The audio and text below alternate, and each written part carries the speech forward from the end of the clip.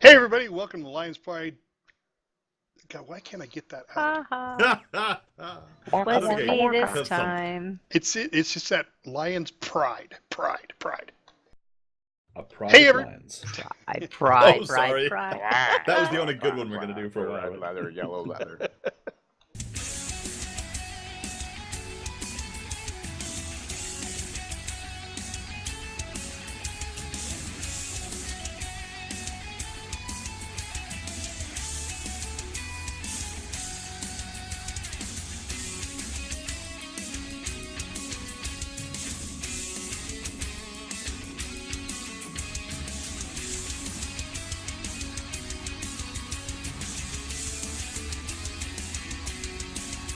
Hey everybody, welcome to Lions Pride Tavern, podcast number 59. Tonight we talk about how we did on last weekend's raid. And is Hollow's End really that scary? But before all that, let's start off with introductions. I'm your host, Stafford. I play a Dwarven Beastmaster Hunter in the awesome game World of Warcraft. Next up, we have JobUi. Hi, I'm JobUi. I play a Worgen Frost Mage. And Lorelei. Happy Hollow's End, it's Lorelei, your Night Elf Fury Warrior. Epistle up north. Boo. I play Epistle, actually Draenei Protection Paladin, and I also play Epistle 2.1, a Dwarven Paladin. I just tripped all over that one. Yeah, you did. Tapachino's not here. Apparently she's got something extremely more important than being here on this podcast, watching a football game. Oh, God, football. I guess she's a Packers fan? Patriots? I don't know. It's one of those P's. Raiders, that's the only one I know. That'll football, teach that's her when you for kick not around showing up. That's a soccer ball thing, right? Kicking around a soccer ball. Yeah, it has to do with hockey. Oh, okay. And our fan base just dropped off. All right, let's start off with how we did on this weekend's raid. JobUi. All right, well, on Friday night, we started off in Heroic, and we got through Goroth, and we did Demonic Inquisition, and we did Harjatan. And those went, fairly smoothly. I mean, they definitely, still could use cleanup. I mean, people are still messing up some of the mechanics and stuff, but I mean, better than sometimes in the past. We didn't spend all night on them. And then we went to Sisters of the Moon, and we did spend the rest of the night at Sisters of the Moon. Had some pretty good pulls here and there, but really didn't get it down. We did have a lot of players, so like real estate was pretty tight for spreading out our 8 yards, and a lot of players, so a lot of openings for mistakes to be made here and there. One way or another, we didn't get it down that night. Came back Saturday, and we had a pretty good pull to start off. A little bit different makeup of the group. Then we had a face pull on the second pull, and the third pull we got Sisters of the Moon down. What? So What are you that trying to was pretty say? That wasn't the hunter, was it? I don't call it face pull. I call them hunter pulls because really. Yeah, that was- Oh, yeah. No, good. Yeah. was one of them a hunter pull? Yes. The second one was the hunter. The hunter. It was the Faf, hunter? Okay. Faf, somebody. all I all forget. looking over towards Stafford. Yeah. And I don't even, to be honest with you guys, I don't even know how I did it. I was sitting there, and all of a sudden my pet just took off. It was like, what?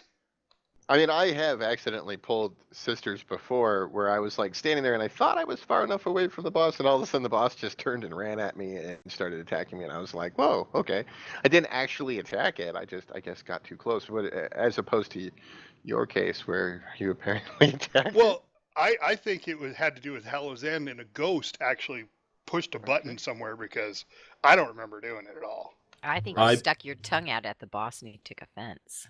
Yeah. I'm gonna believe Fafford just to stay on his good side, not because it makes any sense. Nevertheless, third pull, we got it down. And that was like really, we did the first couple pulls, And we mentioned, like a couple of little cleanup things, like making sure people were paying attention to get inside the beams, making sure that folks were really paying attention to those glaives when they were coming out. I'm actually going to say, I'm going to interrupt you and say that I think we got it down because you came up with another weak auras that told us to look the hell out for the glaives. Yeah, that was Theo. Yeah, that was Theo. That was right. I'm sorry. Yeah, that's right. That was. And that one did work pretty well. It did. I enjoyed it.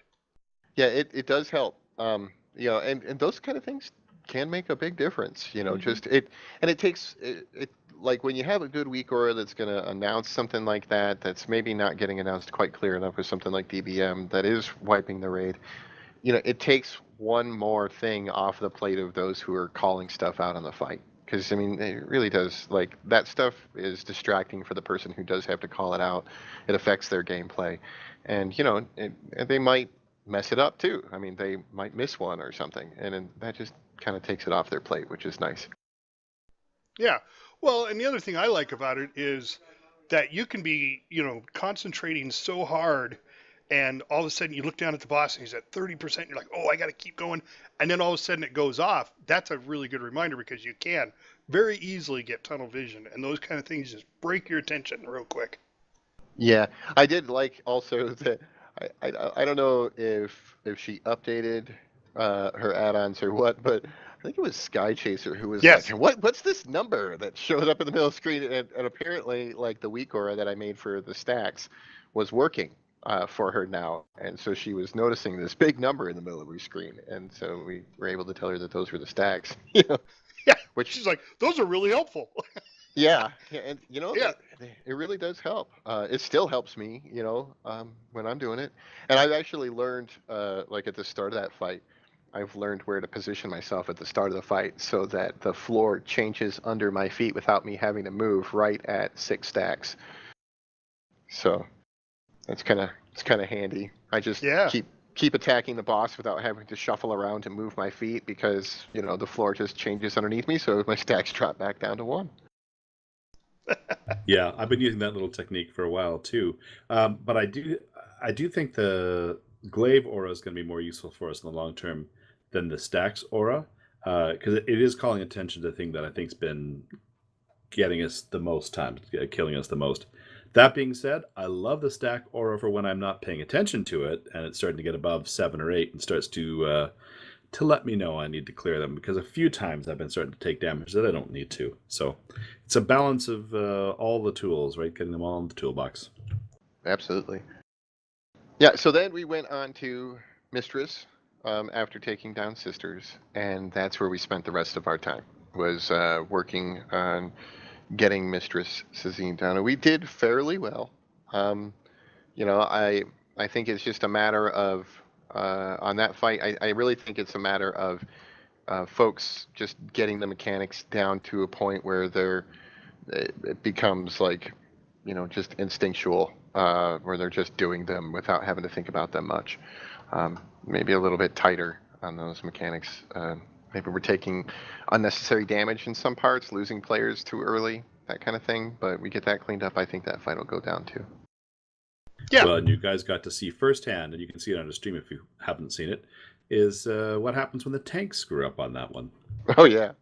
That was one pretty quick wipe when we didn't do the transfer that we needed to.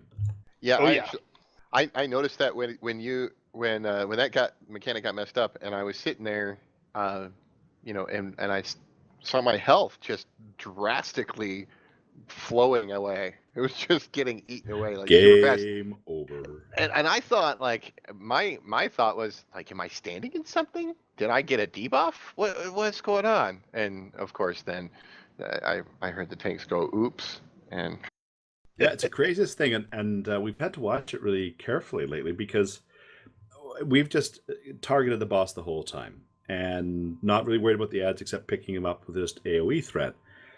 Occasionally, and I can't even figure out why, it's also been happening to Darug, we're losing the boss and suddenly an ad is our focus, and we're not changing anything, and this hasn't happened before. So now we're trying to figure out what's going on, and we're having to double check or triple check that we're still on the boss before doing the taunt. Otherwise, it's a long time before the taunt comes up, and a bad situation for everybody. Yeah. I had a problem with that for a little while. It might be, I know there's something to do with like right clicking, like to change your view and stuff, where if you right click, sometimes it can deselect your target or select a different target. Like if your mouse happens to be over a target when you right click to change your view and stuff. I ended up getting an add-on to block that action because there was no way to really change it in the normal interface. I'll watch that. That'd be pretty strange. It's really problematic for a raid to wipe because of a little clicking problem. Yeah. The problem I ran into, the reason why I ended up getting it was because, I'd start off like the fight and I'd start attacking the boss, and then all of a sudden, like, my spells aren't going off, and I'm like, why aren't they going off? And it's because I somehow deselected or was no longer targeting the boss or whatever. And so I didn't have a target, so my spells weren't going off at anything. And so I went and found this add-on. It's called Right Click Modifier, and it just gives you some other options so that can't happen. All right. So let's talk a little bit about sisters. Or I'm sorry, not sisters, Mr. Cezine. So we did 7 polls, and our last poll, which seems like always when I say last poll of the evening, we do the best on. We got her down to 7%. We actually had a fan comment on the YouTube site, and this is one of our long-term fans, Lilith Alou. She basically said that it's the same fight as normal to heroic. It's just now there are 3 beams instead of the 1. Then there's the murloc that gets on your face. But her biggest thing that she suggested was that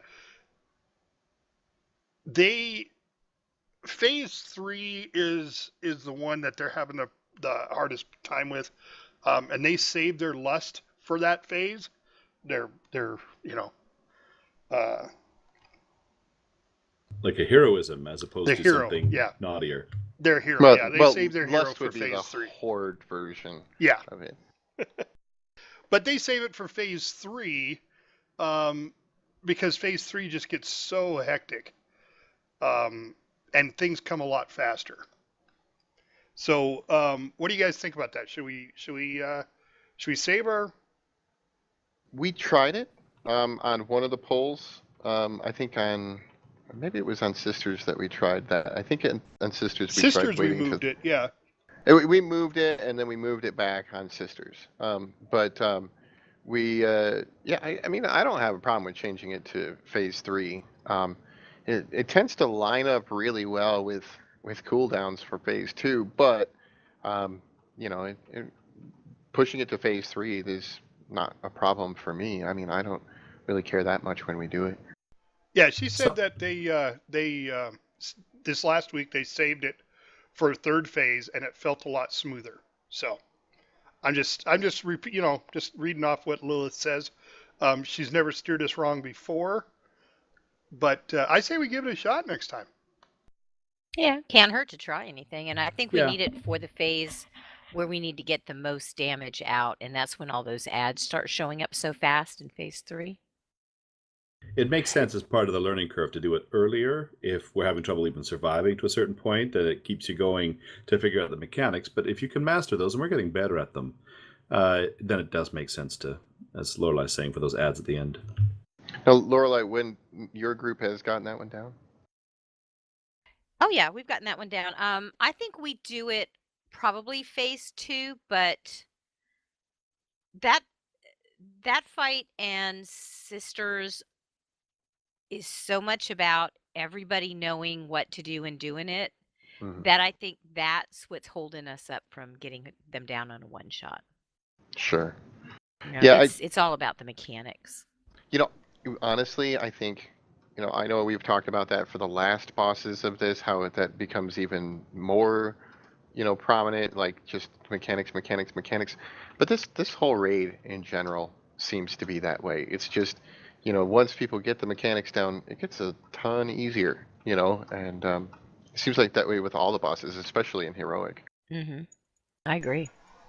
And there's Yeah, more moving pieces to master. Yeah, and I think with any group that you've got, you have to see what works best for you. So with my guild, maybe phase 2 is better, but for us, maybe phase 3 is going to be better. Yeah. Because we definitely Friday and Saturday, we had the DPS to take down both bosses. It was just things not being done, and I know in the sisters. It was just people standing there and letting themselves get hit by glaives, and we did I think have better success when we said, all right, everybody stop healing, stop DPSing, run. I even did the thing where when it was called out where it was going to show up, if it was a square or diamond, I ran over there and just sort of stood by that part, and then I could move around easier. But I still saw people just standing and not moving at all. Plus, we did do better about getting into the corporal shot. Is it corporal shot or incorporeal shot? Whichever one it Incorporeal. is. People got better about getting into it or putting it closer where we could get into it. So, I mean, the little parts of each fight are getting better. It's just the glaive storm is all about watching what you're doing. Yeah, I totally agree there. And like you were running over closer to it. If it was close enough to me, then I would try and position myself behind the boss that was going to shoot out the glaive storm initially. So I would just completely miss the first blast of it, and then like I would just I would turn my camera to try and watch where that glaive was going to go, and then especially watch where the second bounce was headed. To give myself more room. But you're right, there was people that just stood there and let it roll right through them. Well, there's one time I actually just, you sometimes get one quick glance in a fight. And there was one time, Jabui, I saw you with the second bounce about to hit at the wall right beside you. And I thought, oh, you're in trouble. Like it'll split 3 ways and toast you. And it didn't. Like you didn't move. You probably were choosing not to move. And it glanced in different directions. And so it's almost like you were just close enough to the wall at that time that you were fine. I've seen many people get pasted right when they're close to the wall. So what were you thinking at the time? You had figured out was what going to bounce the other direction?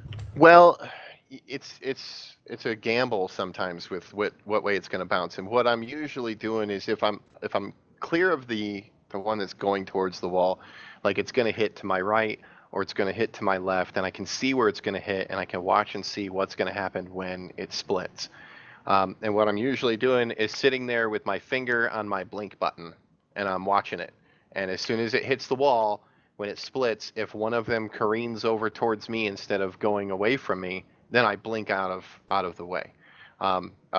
If it goes away from me, then I'm good to go and I can stand right there. I did get caught with the glaives on one of the fights. I think it was actually the third fight, the one where we got it down. And Stafford called a res for me there, where I had moved for something and my camera was misaligned, so I didn't see it, and I got clipped from one that kind of came from behind me on the left, and I just didn't see it coming.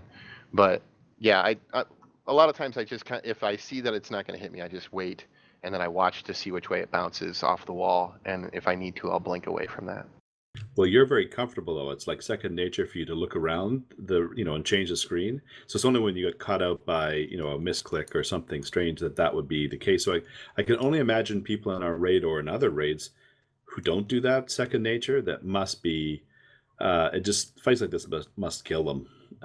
Yeah. Digitally, at least, because it's just so hard to know what's going on, and these demand such situational awareness from players. I'm enjoying the complexity of it, but I know it can get really frustrating when you get people who are just having that difficulty of knowing where things are coming. I've been using the tactic of running to the launch point. That seems to be working pretty well for me. The other thing with that fight is, it's got the walls, so your camera view can easily get like messed up as it gets clipped on the walls and stuff. So yeah. That's really annoying. I really wish that didn't happen so much on that fight, or if it was a more open platform. But you It got to does feel deal claustrophobic, right? When it little that bit. way. Because I like playing with my camera as far back as possible, and in that room, it's always shifting, especially as you get close to the wall. It almost goes to like first-person perspective sometimes if you get too close to the wall. Yeah, or you get part of the wall gets in your vision just when you don't need something in your vision. Yeah. Right. The Mhm. glaives coming through. Yeah, like a glaive, yeah. Yeah, anybody watching the live stream can see that with mine. Mhm. I'm constantly moving it. If I back up to the wall and all of a sudden I don't see anything. So, all right. So, Mistress Zine, so on the last poll that we did our best on, what I noticed on the deaths, I'm looking at the logs right now, is that on third phase, 1, 2, 3, 4, 5, 6, 7 people died to crashing wave, slicing tomato, and burden of pain all at the same time. And that was in third phase. It was right about 8 minutes. And that's when, that's what Lil was saying on third phase. Everything comes faster and on top of one another. So right there, we got the tornadoes, we got the crashing wave, and then of course burden of pain is, that's not always fun. The 3 beams. Yeah. One is, I Yep. think. Yeah, Well, 3 beams the- are what's hurting us the most. But the Yeah, burden of pain is an after effect, I think, because that's when the person who's the off tank has the debuff on them and gets killing the whole raid. Oh, that could have been, yeah, because we didn't have very many people left. And then it was just like all of a sudden, we were like slicing tornado. Let's get some green goo on the ground. And then the crashing wave was coming, and I think we lost the tank. Yeah. And then There was no tank to taunt off, and then that's it, game over. yeah, that That's- took that's out a- 7 people right yeah. off the bat. Yeah, Hey. 2 tanks for that, or it's toast.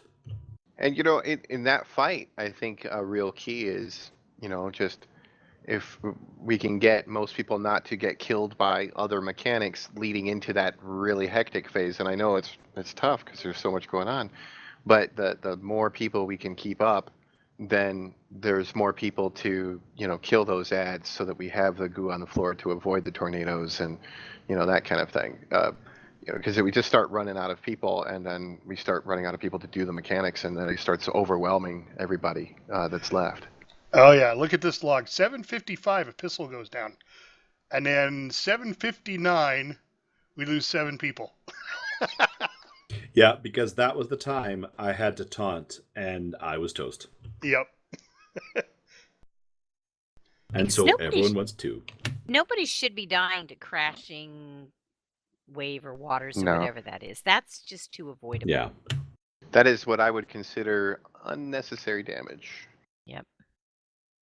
Well, it might have been that they died from burden of pain at the same time the tornado and the wave were hitting. Because they all died, 4 seconds after a pistol went down. So it was probably the burden of pain that killed them. It doesn't actually say, what was, it says what was the last 3 hits and then the killing blow, but it said the killing blow is crashing wave. So maybe burden of pain took them down to that point, and then, the tornado was coming. Or people just said, wipe it up, forget it, and so they stood in the wave. Oh, that's Yeah. true too. Yeah. Yeah, because they were literally, everybody was taking 6 to 7 to 12 million damage on the last hit. Yeah, that's entirely possible that's what happened there, was just Yeah, step it wipe up. it up. Yep, Just we're done. give up That's- hope now. Yeah. So, all right. So, Mistress, 7%, guys, that's pretty good. I think we'll be able to get it down next weekend. I really do. It's, 7%, that's not a lot. I think it depends on the. Honestly, I still think it depends on the group makeup for that Oh, week. yeah. We might end up with some players who are not as familiar with the mechanics on that fight. We could we had some of those fights. I know on that one poll we lost some players, within the first phase or the second phase, kind of thing, and we really need to avoid that as much as possible, losing players early. Oh yeah, definitely, yeah. And that We has talked. to do with it's progression, and I hate saying it, but some of these people wait to see the fight to learn how to progress rather than like some of us do is go out and learn beforehand. But hey, whatever. As long as we're progressing, and we got it down to 7%. Our best poll was the last poll. I'm happy. Situational awareness is key. We have been tunnel visioning so that people will get into one thing, whether it's the DPS, whether it's healing meters, and you start to look at that too much. And these fights just demand that you can't do that. You have to be, at least half your attention has to be on what's going on around you, and then the other half on your rotation or your healing. To be honest, I mean, a lot of these fights, like we were saying earlier, they are not DPS checks. They're just simply not. They are mechanics checks. Almost every single fight. Whether it's calcified quills in demonic Inquisition fight, whether it's dealing with like the circles on the ground in the third phase of Sisters of the Moon fight, that are blocking everybody's ability to position, or dodging the glaives and that sort of thing. It's really not coming down to, we need more DPS to beat the Berserk meter. No, we need more players to do the mechanics, is really what it comes down to in almost every single instance. Yeah, I agree, because we're doing also a lot of explaining of. I like what you're the girl that you're talking about that gives us helps. These fights really are not that much different than the normal versions. Maybe one mechanic, maybe two, but they're pretty much the same fight, and we're explaining the same mechanics that we've already learned in normal. So it's got to be a thing where everybody has got to start learning these fights so that going in, all the normal mechanics, they should already be ingrained in your mind so that all you have to do is just pick up and focus on the new ones. Yeah, but I'm wondering, are we repeating those mechanics because that's what was killing us in normal, and we're just like, okay, look, you got to remember this, you got to remember that. I'm not too sure. No. Well, We're repeating those questions. There's questions being asked about, well, what's this and what's that and what do I do with this? And some of those questions are questions that we really shouldn't have to tell anybody what to do. We do have to go over new mechanics, but these are the same mechanics that are in normal. Yeah, so a lot of times it feels as though, like, a lot of those mechanics that we're having to explain, we're not having to explain them because we're dying from them necessarily. We're having to explain them because people aren't doing them. And we're like, what's going on with that? And I don't know if it's from people not getting. I mean, some of the folks that we're hearing your questions from had the experience in normal. They went through normal. They did those fights, and it makes me wonder, like, were they just not doing those mechanics when we were doing it in normal? Were they not practicing it then? Because they're the same exact mechanic now, plus maybe one or two. Well, that's what I'm saying. Or do you think they're bringing it up because they think it needs to be repeated? Yeah, I doubt could be. that. But I do wonder but also. not if you're asking, well, what is this and what do I need to do for this? Well, yeah, I think not that's with the more basics. of not knowing it, and you should know it. The person that's asking, though, I pretty much am going to tell you she is saying it because not necessarily for herself, but to save somebody else from asking. Because, when you're that guy that isn't doing the mechanic or doesn't know the mechanic and you're dying from it, and you're with a bunch of people that really know the mechanics, you're not going to want to step up and say, hey, what is this again? What are we doing? And I think what she was trying to do is just to save face with that person and bringing it up herself. That was my own personal opinion, but I honestly think that's what was going on. But it's a good thing either way. But I agree with you guys. We shouldn't have to say it. We shouldn't have to bring it up. But it just seems like we are all the time. Yeah, I don't know if a part of that could also possibly be because we have a ever in flux roster. I mean, yeah, we have our core folks that show up week after week who have been doing this with us for a long time, but we also have people who aren't there every week. We have players that show up once a month, or every other week, or maybe one night a week, but not both nights a week, and they encounter different bosses. And I mean, I think we had one player who was only showing up on Saturdays and had no idea how to do most of the first fights. The first like 4 or 5 fights, because we were getting through them on the first night, and they were never seeing those fights.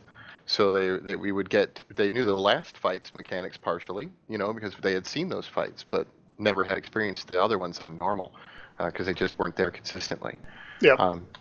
And I think that may also play into it, is just our ever in flux roster.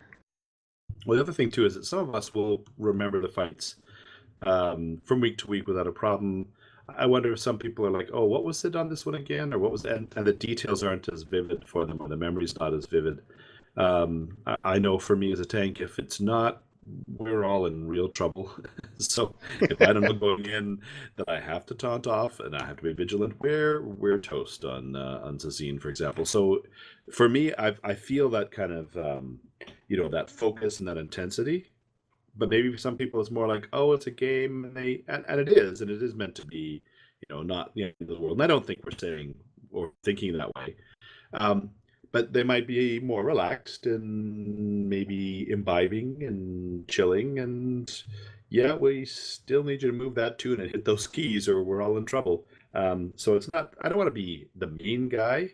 But sometimes I feel like saying, well, just you do need to pay attention, and you do need to be ready to go here, because if you're not, we're all going to be having less fun. Yeah. I can see that. I've been thinking about, just like with the next raid that comes out, just making it really clear to our players. I expect you to go out and watch the videos and look up the stuff on the first few fights or whatever, because if I'm going to give a strategy, I'm not going to tell you what the mechanics are. I'm just going to tell you how I want you to handle them. Like, okay, for this mechanic, I'm going to want everybody to stack up over there. For that mechanic, I'm going to want you to dodge it. For this mechanic, I want these people to soak, kind of thing. And not going through and just shortening it all up and just giving them how I want you to handle it, not what they all are. Because quite honestly, one, I get sick and tired of hearing my own voice explaining what all the mechanics are. And I'm sure people tune out and they aren't really interested in hearing me explain it also, especially those that have gone out and done the research. And we shouldn't be wasting raid time with that. That should be stuff that, like, if people want to raid, they should be going out and taking that responsibility to at least learn a little bit about what they're going to be doing before they go do it. Yeah, I think you're cutting your own throat on that one. I think this is that raid group that would rather just do the raid and see it and figure out what they're doing wrong as they go. Figure out the mechanic as they go. You're going to get all sorts of pushback with people like, well, I've got too much to do during the week. I don't have time to go watch a 5-minute video. I get what you're saying, and I agree. But we've been raiding with this group for quite a long time. I mean, what's it been, 4 or 5 years now? And it just seems to be always the case. We progress as we see it and make the adjustments as we go, instead of trying to explain it all at once. And then, because people do, and I agree with you, JoBui, people tune you out. You see it all the time in raid chat. The raid chat comes up, and as soon as you start talking, all of a sudden all these jokes start coming out in raid chat. Well, if they're typing and reading raid chat, they're not listening to you. People can multitask, but not that well. I agree with JoBui on that. I really, I mean, it's good to learn it, and I learn it better by seeing it too. But I'm also used to getting that, expectation of, I want you to watch it, but somebody's going to explain it in great detail. And I've always had raid leads that have done that. I mean, they've done a fantastic job. We always teased one because you could hear him turning the pages of his notebook. But honestly, he was one of the best raid leads I've ever seen, because he knew everything, and he knew what everybody was supposed to do. I don't know how he did this, how he had the time for this, but he knew what the healers were supposed to do, and then the DPS, but the expectation for us was always there that we expect you to at least watch it so that you have an idea when I'm explaining it what I'm talking about. And that's the difference between rating and LFR. And I think we still have to get some folks out of that. Well, this is just LFR, and we're gonna run around until we get it right. But we should be kind of thinking. We're a raid team. We need to act like one, and know that each of us has a responsibility to at least sit and watch maybe an 8 to 10 minute video before we do the fight. Well, I'm with you on that one. Although I think you're missing a step, which is it's not LFR. Like that's the difference between LFR and normal.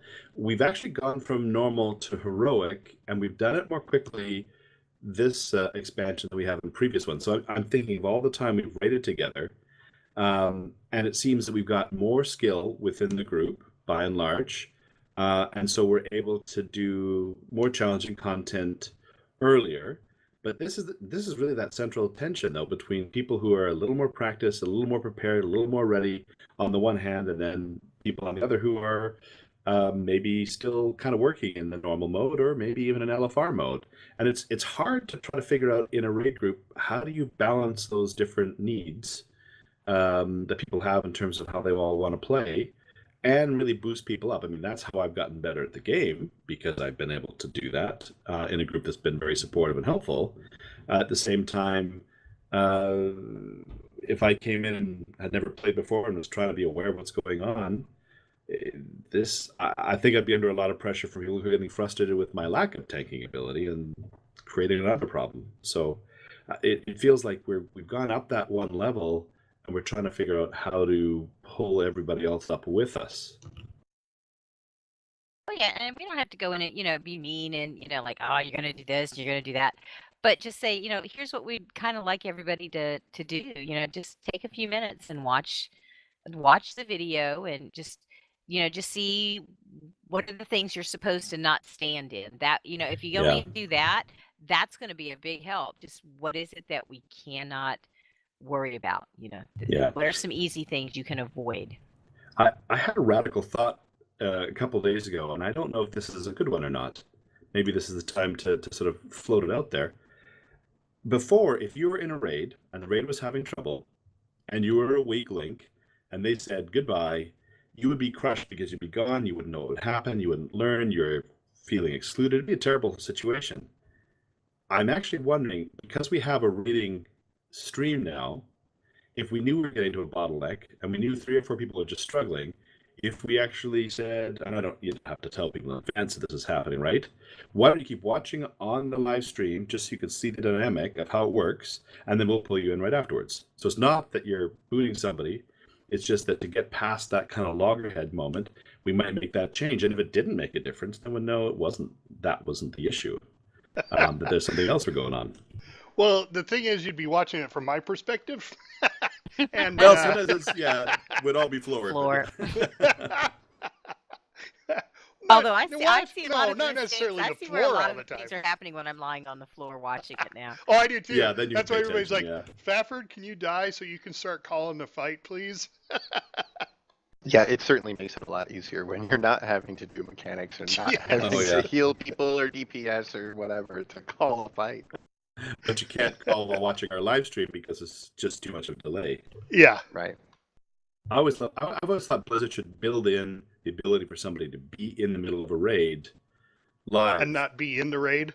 Without actually being the player in the raid, yeah. One of the things that I really liked that we did going through the night hold was, we had our like roll through at night, and we had our progression night where we had city folks, like on this night, it's more laid back because these are fights that we're more used to, and it's not as like hardcore stressed out, like that we're trying to figure things out and trying to just squeak through on these fights. And then on our progression nights, we were looking for more of our more of our serious players to try and learn those fights and get through them and get prepared. And I mean, we got AOTC in that, which is not something we normally get.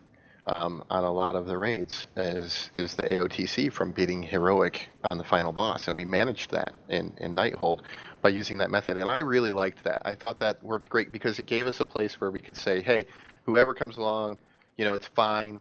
Regardless of your experience level, we're comfortable with these fights. Come along and have a good time, learn the fights. If you die, it's okay. It's not gonna wipe the raid, kind of thing. It's not it's not stopping our progression or whatever. And then on progression nights, we had our more serious folks who were really like, puzzling through these basically they're puzzles of what we have to do to get through these fights and what we need people to do to survive it and to beat it and get it down pat. And I thought that worked really, really well for us. Now we moved away from that, but it was something that we did that I really appreciated. Well, we moved away from it, I think, because what was happening is it's a great way to do it. Friday's your normal raid, and then Saturday's your progression. But the problem is, Friday rolls around, and the people, in order to get those people through the Friday night raid, you still got to bring your main tune, and people were getting bored with it. Well, geez, we're just walking through these for what reason? Nobody's getting gear, nobody's doing anything, so they're starting to bring in alts, and then Friday turns into an alt run, and then we start struggling again. So, what we were discussing was, how do we progress past that? How do we keep that from happening? And I think just from the aspect of we just keep Friday and Saturday just a progression with the raid. Now, that being said, people are still going, well, I have some alts I'd like to level. So Wednesday now, they're doing an alt night raid, same time, but I know that's Lorelei's, same time she raids, so she won't be there. But it'll be interesting to see what the Wednesday raid does, because these are the same players, but now with different tunes, and to see how far they get. Because I really think that, yeah, it's great being able to blast through content on Friday, but that only leaves a one-day Saturday for progression, where now we're doing both nights progression. We blast up to where we are progressing, and then finish off that night progressing with that boss, and then Saturday come back and really hit it. I'm seeing that we learn a lot more that way, and we're keeping our same tunes, our main tunes active. And I'm getting a little pushback from people saying, I got an alt I'd really like to bring up.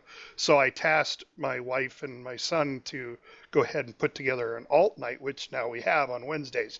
So, and I'm going to join them, but I'm not going to be a raid lead. I'm just going to join them. And we'll see what happens. Yeah, I personally, I cannot make the alt night. I mean, I think it's a great idea to have the alt night. I personally can't make that night because I've got other commitment. But, it's, yeah, I see where you're coming from on the progression. I just, sometimes I feel like, where we have those players who are like Pistol was talking about, who are a little more lackadaisical about the rating, where they're not as focused on the progression, who definitely want to come and they're definitely welcome, but it ends up like when they're not paying attention, we have such mechanic-driven fights where it comes down to just a few players not doing the mechanics can wipe the raid. It can be pretty frustrating, There's another way of looking at this, and I don't know if it's accurate either, but if you do play with a weaker tune, not as well geared in normal, you have to pay attention to the mechanics more than you would otherwise. If you're, uber geared and everyone's flying through, you can ignore it. But if you're trying an alt night and you're also inexperienced, you're going to have some difficulties. I mean, it may be that we have kind of a minor leagues, major leagues thing, and if people want to try out something on normal, that's the Wednesday alt thing, and people can bring different things. But our real serious focus time, where we're expecting everyone to bring their A game and A tune, I'd like to know that there's a time that we're doing that and people are coming to play hard. Are they doing Nighthold, if I recall? Or They're figuring out where they want to start from, because not everybody's alts are on the same playing field per se, So I think they're going to start off back further and progress that alt run up, is what they're thinking. So although we'll see. You can get so much basic gear just with some of the catch-up mechanisms, it might not be too hard. Yeah, I mean, like you're picking up 885, 890 gear just from doing world quests now, which wasn't available back when we were doing Nighthold. Nighthold Heroic drops 890, 885 gear. So now, granted, they're not talking about tier gear, but we're talking a lot of these guys, even with alts. I think all of my alts are over item level 900 with just world quest stuff. Yeah, mine are. Yep. Yeah. All right, guys, let's move on to Hallow's End. So, what have we been doing? Is anybody? I know as a fact, Lorelai got the pet. Yeah, I got my pet Friday. Yeah. I'm working on getting a second one so I can sell it. So I have been every day now. Mark me if I'm wrong. You can only do the Headless Horseman raid once a day per tune to get a chance at getting them out, correct? Right. Yes. So that's what I've been doing. And no luck at all. Now, Anybody? I forget, what's the mount called again? Well, it's the Headless Horseman The mount. Headless Horseman's horse or something like that. Yeah. Let me look. I'll see. Yeah, the Keep Headless on going. Horseman's mount. Yeah, I it think, is. something like that. That's actually what it's called, is the Headless Horseman's mount. Yeah. And, that's the only reason I even enjoy Hallow's End is just a chance to get that. But, each one of my tunes, I thought I read something that they changed the level requirement now. Now it scales. It So, does. It yeah. does. Yeah, I took a level 65 in today. Yeah. And tell you, with my 110 raid geared, man, it doesn't take, we're talking 3 minutes, 4 minutes tops, and we got it down. Yeah, it's very, very easy. So, but yeah, did anybody get them out yet? I have. I used to run like a fiend to try to get it, and now I just. I think I burned out on it. I'm not interested in that fight anymore, even for a mount. Well, see, I have the head, the one that does the laugh, and I got that I don't know, my second year playing Warcraft, and I didn't know about the mount, so I stopped doing it. Oh, no. I know, right? And then I found out there's a mount. You can get that crazy green hoofed horse. I want that. So then I've been, doing it. But yeah, I got the head. It's plate. So, oh boy, I can only wear it on 2 of my tunes. Yeah, I got that one.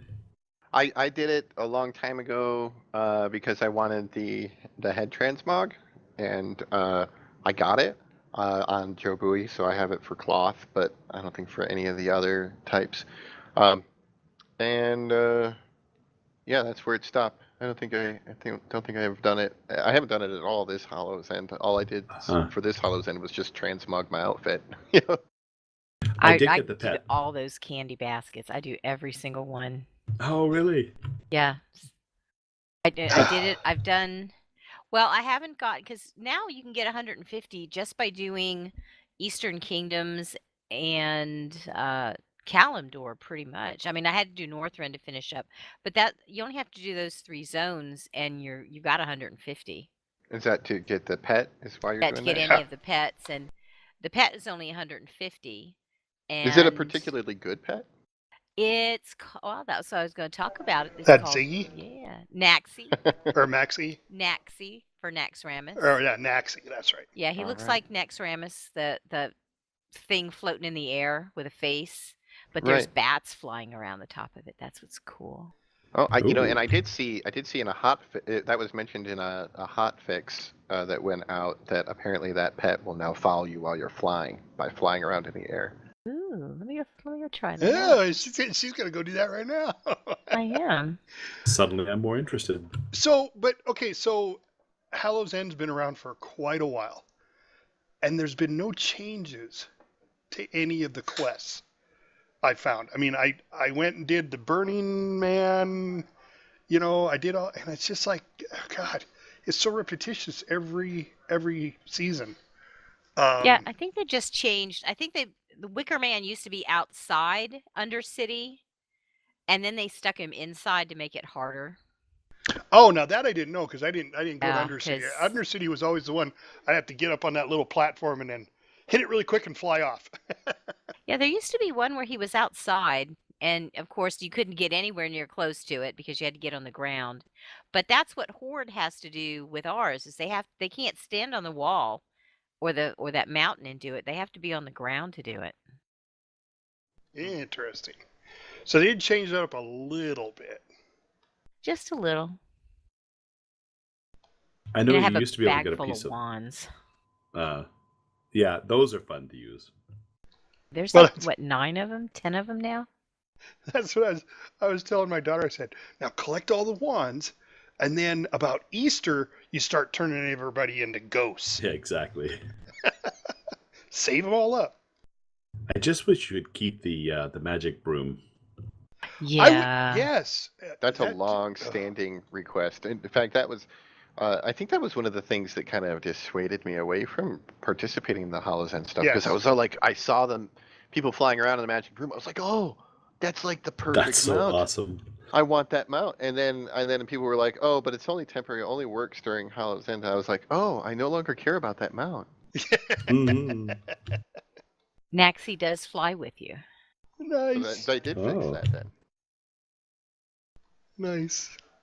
All I'm trying right. to think if they did anything. I don't know. It was the first holiday that I ever was able to get involved in, and I will admit I still go back to my garrison and I decorate it for Halloween. That was Oh, the nice. best thing Blizz ever did was let us decorate the garrison. I wish we could still do that. Hmm. Well, I mean, you know, we have different can, but ones. Yeah, you can. I mean, it's got Christmas and Halloween, but I mhm. wish you could do like All of 'em. the lights or the fire festival and decorate more things. Sure, absolutely. I liked that too, actually. I thought that was a pretty cool feature. Not to mention like your followers, like all the guards that wander around in there. Yeah. They would be dressed up in outfits according to the season, and Yep, that was fun. Made the garrison worthwhile. See, now my first season that I really got involved with was the Christmas one because I didn't know you could go get the presents under the tree, and I found it by accident. So that just made it for me. I was like, oh look, there's a big Christmas tree. Oh, there's Santa Claus, big deal, you know. And you go over there, it's like, oh my God, there's a present under there for me. It's for Yeah. me. it has my name on Yeah. it. Oh, and So- it's been gently shaken. Yeah. And I got the little race car and the blimp thing, and then everybody's running around having blimp battles and race battles. That was just so cool, you know. I just don't. Hallow's End, you know, either it's going to be really scary, and it's not. I mean, you know, it would be different if all of a sudden there'd be like this giant portal that would show up, and you could go into Orgrimmar and just rush the boss, you know, the king there at Orgrimmar, but only on Hallow's End, you know. That would be scary. And you didn't have to be PvP. You could just be standing there and somebody could kill you. You know, that would be cool. Because that would scare the crap out of me. If all of a sudden a horde portal opened up and a horde pours through, you know, it's like, Yeah, there was some quest I got. I don't know if it's connected because I haven't had a chance to do it, but I've got to go out and look at some tree out in Braden's brook. Hmm. So I probably ought to hop on Lorelei and go out there and see if that's a new quest. You know, I would feel bad if they did that. What you're talking about there, Oh, yeah, it Stafford, on is. my server, because my server, I looked the other day, like 825,000 alliance characters and 40,000 horde ones. that would be scary, see? It's just not Hallow's End. It's just not scary. Yeah. But there's a new daily quest called Under the Crooked Tree, and you have to defeat Area Sorrowheart for transmog helms, cosmetic helms. Ooh. Ooh, guess who's doing that tonight? Is that for Hallow's End? Yep, and that's a new quest. Maybe I'll have to take my plate and mailwares and stuff, go out there and get the Hallow's End helm for the other classes. Now, you were talking about the laugh thing. Now, with that, you were saying if you're wearing the helm, and then what? If you type /laugh, then it does the crazy cackle from No, the they guy? did it. It just would do it. You'd just be randomly running around, and all of a sudden you'd hear the horseman's laugh. It scared the crap out of me the first time I heard that because I didn't know what the heck was. I thought it was following me. No, Well, you know, no, I if will you say that have the the transmog head doesn't do that. Oh no, I don't know about Yeah. the transmog. This was when it first came out, and I had it on one of my tunes, and I'm Sure. running around, and all of a sudden I hear that horseman's laugh, and I didn't realize it was coming from the helmet.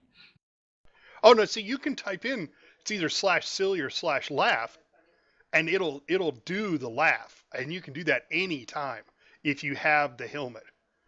Oh, okay. But what we were talking about is if you could transmog it, instead of wearing that helmet, because the item level's not really the greatest.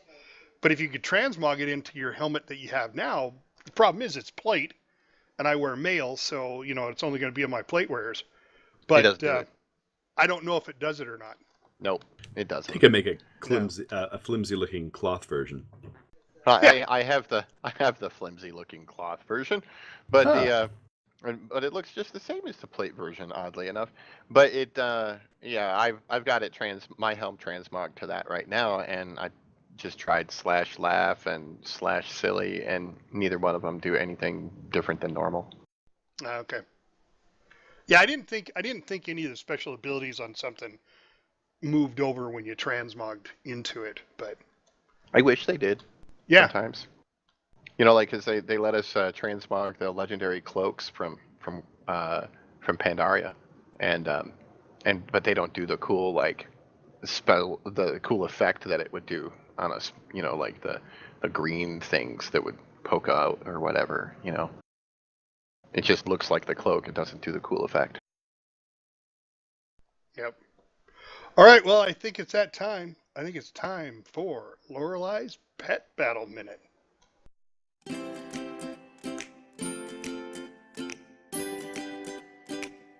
Hello, Pet Battlers. Today we'll finish up with your rating with Leisha's 5 Cuticlism achievement. These pets are confirmed drops from bosses, and drop rates have been reported as not too bad. It appears that these pets will drop whether you're on normal or heroic, so do whichever's easiest for you. Today's first stop will be in Uelmen and a visit to the Throne of the Four Winds. Anshul, Nazir, and Rohash will drop Drafty, and Alkahir drops the Zephyrian Prince. After you're done there, go fly out to Teneris in the Caverns of Time and enter Dragon Soul. You'll be able to collect the Faceless Mind Lasher from Yorshog, and the Corrupted Blood from the Spine of Deathwing, and the Unstable Tendril from the Madness of Deathwing. Once you have all your pets, you'll receive credit for your achievement and a final pet, the Amalgam of Destruction. And don't forget it's Hallow's End, so go out there and get your Naxi pet for 150 tricky treats. And they also have a new costume for your pets, the exquisite costume set Xavius. The Gromash costume set is still available from last year, and they both cost 200 tricky treats each. So put on your best Halloween transmog and loot those candy buckets. Nice. And then there's Getting Deeps with JobUi. In today's Getting Deeps, let's talk about the most important and singularly best way to keep getting those deeps. Staying alive, staying alive. Ah, ha, ha, staying alive, staying alive. First, I'm sorry if that song is now firmly stuck in your head, but that is really and seriously the best way to make sure you're dishing out the damage. If you're dead, you're doing 0 DPS. Unless you sacrificed yourself to some boss mechanic so it wouldn't wipe the raid, being dead doesn't help your raid at all. While we do depend heavily on our healers to keep our health topped off, it isn't entirely up to them to keep you alive. If you die, more often than not, it's your fault, not the healers. Here are some things you can do to avoid dying. Try not to take or cause any unnecessary damage. Don't stand in the fire, don't let your stacks get too high, don't stand in front of the boss when it does cleave attacks. If only one person is supposed to soak that pool of bad and someone's already in it, don't help them. Let them do it this time, and you can do it next time. And, of course, pay attention to and do the mechanics properly. 2. Use your shields, damage mitigation, turtle shells, or whatever protection abilities you have to minimize incoming damage, especially when you know big damage is coming your way. 3. Use warlock cookies or healing potions during the fight if your health drops really low. 4. Stand in the healing circles whenever possible. And finally, 5. Stay in range of the healers. If you're out of range, you're out of luck.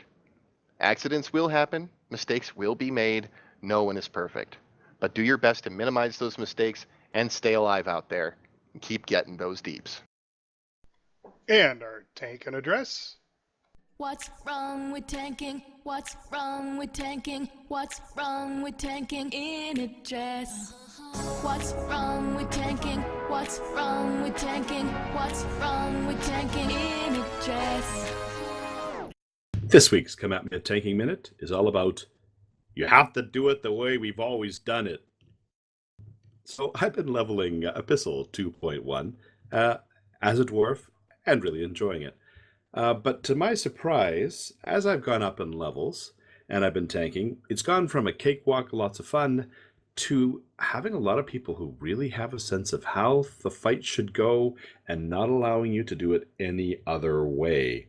So the other day I was up in Pandaria, which is one of my favorite zones, despite my little pet peeve about no flying mount until you don't need it anymore. But I was in Pandaria doing Temple of the Jade Serpent, went to the first boss, the Wise Mari, and I decided, knowing the mechanics as well as I do, or maybe too well, I thought I'm going to try just starting when all the little ads come, go to a different spot. So I stood there and pulled the mobs over. The consequence for our raid in terms of time it was taking was 0. The damage increase was 0. I just thought, I'm going to switch it up and do something different. Well, wasn't there that one person in the group who was telling me, no, I should not be doing it, and I should be doing it somewhere else? I just asked the question, why? They didn't really have a good answer. But from there on in, I kept getting harangued by this other person in the group while I decided, hey, I think I'll try it over here and try it over there. And just tanking eclectically, just for fun. So, for those of you who are nervous about low-level tanking, know that this is a good time to experiment. You can't really go wrong, even though I was pushing it and doing different locations. You actually can't go wrong. The mechanics are not going to kill you.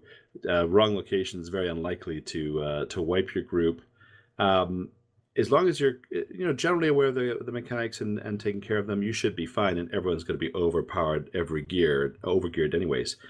But remember that when that person starts to give you a hard time that you're not doing it the way that we're supposed to do it, realize that, you know what, it's a game, and you can have fun, and you can tank it your way.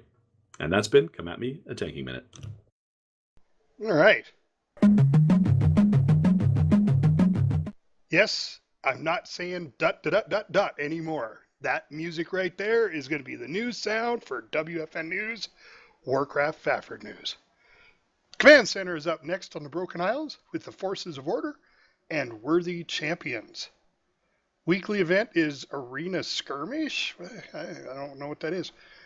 WoW tokens, holy moly, 178 in the States.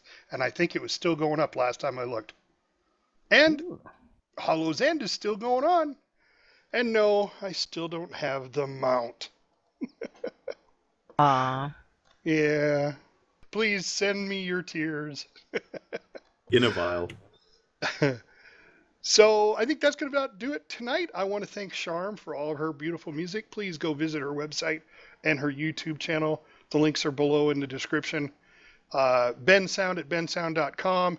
And our newest music from Vincent Moretto. His information is also in the description below. And we'll send off with more of his music.